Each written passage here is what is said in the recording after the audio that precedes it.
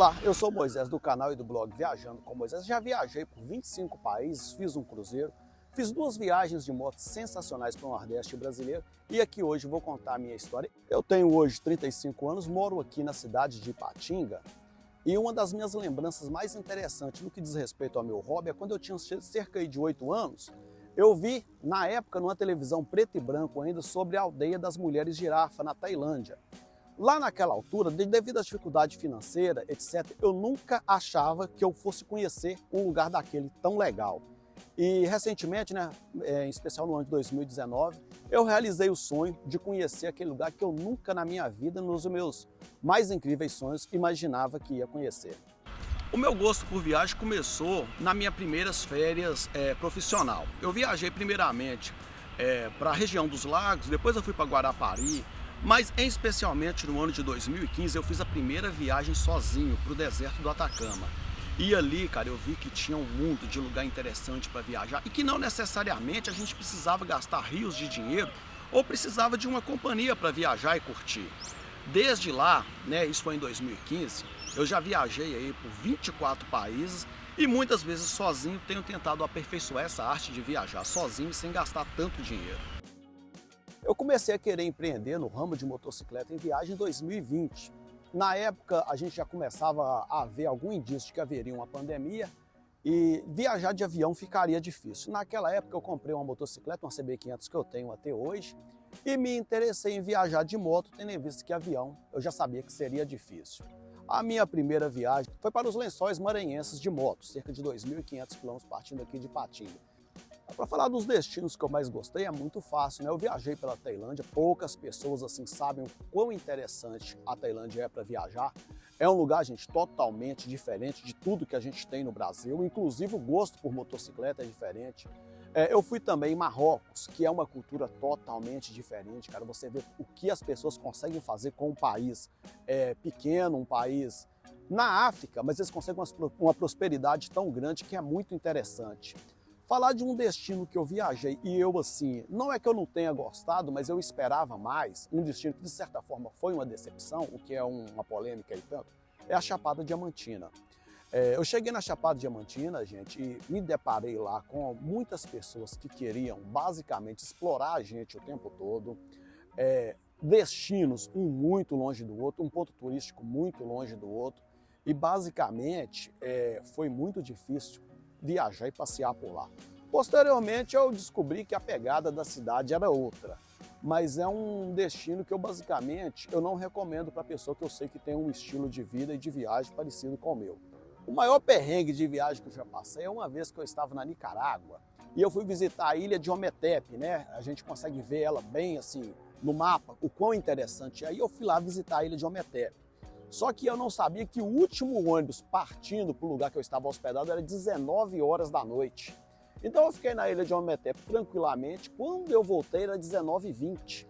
E aquilo eu vi que o próximo ônibus seria 2 horas da manhã e eu estava a 20 quilômetros a pé do ponto deste ônibus. Eu imaginei que de fato eu ia dormir na rua pela primeira vez. Só que, obviamente, o desespero tomou conta, Mas eu fui conversar com um senhor que tinha uma caminhonete.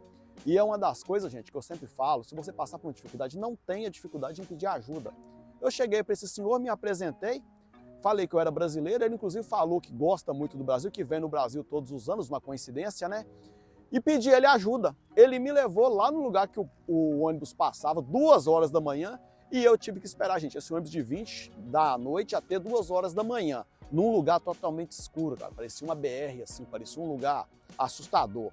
Eu vi ao longe assim, uma barraquinha de churrasco, eu cheguei e me apresentei aqui para aquele pessoal, comecei a conversar, comecei a comer churrasco com eles, beber refrigerante e até que eu tive essa tranquilidade de entrar dentro do ônibus de novo para voltar para minha hospedagem, eu passei muito aperto. Falando sobre preconceito, sobre a receptividade das pessoas, gente?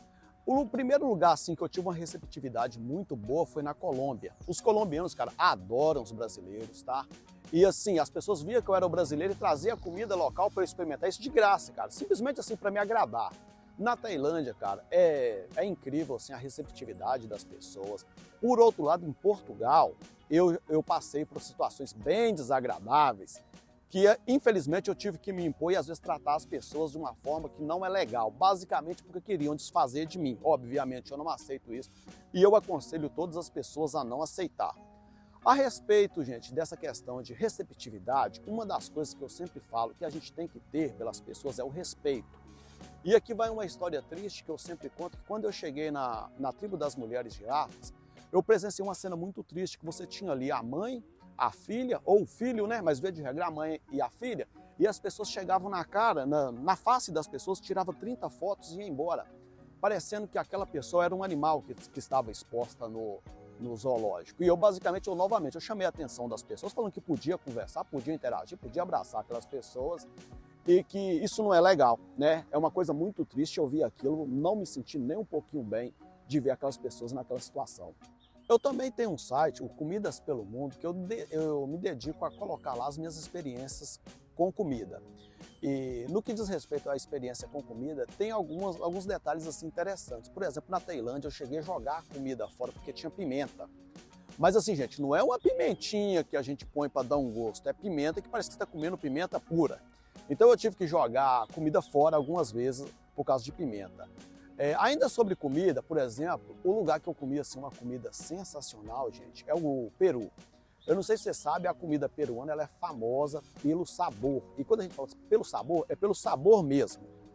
E lá, basicamente, foi um dos destinos assim, que eu tive assim, a melhor experiência culinária.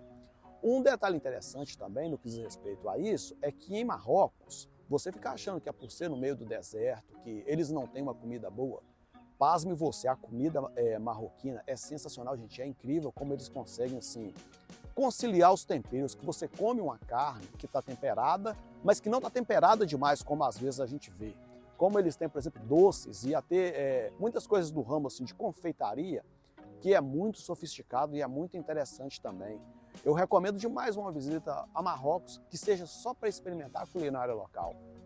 Como eu disse, eu tive 3 viagens marcantes de moto, 2 pelo Nordeste brasileiro e uma pelo interior de Minas Gerais.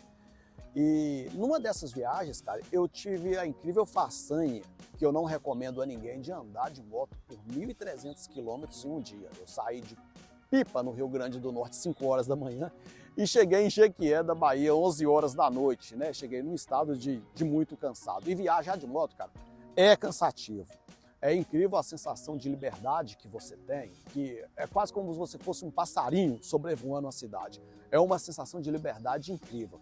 Mas viajar de moto, por mais incrível que seja, tem lá assim esses perigos. Por exemplo, eu já cheguei a ver acidentes com vítima fatal. E você está passando de moto viajando e você vê uma pessoa morta do lado em um acidente de moto. O que, de certa forma, é uma coisa assim bem triste, que faz a gente, inclusive, refletir na vida pra caramba. Mas eu recomendo demais, cara, a pessoa que leva jeito para andar de moto, a aventurar, independente de que moto que você tem. Se for uma motoquinha de 50 cilindradas, 100 cilindradas, e é a que você tem para viajar, vai com ela. Se você tem dinheiro para ter uma moto de 1.000 cilindradas, vai com ela também. O negócio é viajar. Viajar, cara, é uma coisa muito interessante do ponto de vista o quanto ela te agrega. Né? Basicamente, assim, a gente vê muitas pessoas no Brasil que não têm o respeito nenhum pelas pessoas diferentes, pelas culturas diferentes, pelo respeito à religião, que é uma coisa que eu falo demais, que a gente tem que respeitar demais. E basicamente em cada viagem, assim, por exemplo, quando eu fui para Tailândia, o respeito, cara, pela religião, assim, que basicamente você não pode entrar numa casa de sapato por causa da religião, você não pode ficar em pé perante uma estátua do Buda, porque é um desrespeito. Você agrega muito o respeito pela religião. Basicamente, assim, aqui na minha cidade a gente não tem muito costume como muçulmano, mas também na Tailândia, em Marrocos, a gente vê que são pessoas totalmente diferentes, são pessoas incríveis, gente. E que a religião não muda ninguém. A religião basicamente não muda ninguém. E que uma pessoa bacana vai ser uma pessoa bacana independentemente da religião que ela tenha. E o respeito, como eu sempre digo aqui, já falei outras vezes, o respeito tem que ter, e a cada viagem que eu vou, eu tenho mais essa noção de respeito aprimorada pelas pessoas, pela cultura e pela religião. Para falar dos meus números, cara, hoje eu tenho aí 5 milhões de visualizações na internet. Cerca aí de 1.600.000 vem do meu canal do YouTube, aproximadamente 2 milhões vem do meu site Viajando com Moisés, a mesma quantidade aí no site Comidas pelo Mundo e em outras plataformas. Hoje eu estou chegando à incrível marca de 5 milhões. Eu não esperava chegar em um número tão expressivo.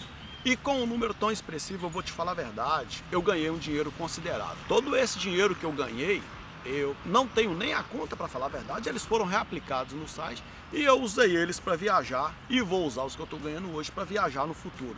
Dá um dinheiro? Dá, mas o dinheiro nunca foi o meu objetivo, nunca foi a minha ideia de começar a empreender. É simplesmente mostrar a viagem que eu fazia e incentivar as pessoas a viajar ainda mais. O dinheiro veio simplesmente como um bônus ou como um plus pelo meu trabalho na internet. Hoje o meu maior sonho não tem tanto a ver com o meu empreendimento de viagem. O meu maior sonho hoje é aposentar. Basicamente, não é o sonho da casa própria, não é o sonho de ganhar R$1 milhão ou coisa é basicamente aposentar, porque quando a gente olha hoje para o horizonte, a gente vê a aposentadoria como uma coisa quase inalcançável. E basicamente viajando também eu vou ter mais tempo e mais dinheiro para viajar ainda mais, né? A felicidade para mim é viver simplesmente baseado nas minhas concepções. Você não ter a influência de pessoas internas querendo determinar o que você faça ou o que você não faça. Basicamente, você gosta de viver de determinado jeito, você vive de determinado jeito. Se você quiser ser um hippie, seja um hippie. Se você quiser viver em uma casa luxuosa, confortável, enfim, procurar o dinheiro, você procura o dinheiro e viva na sua casa confortável. É simplesmente você viver baseado nas suas concepções. Isso é a felicidade.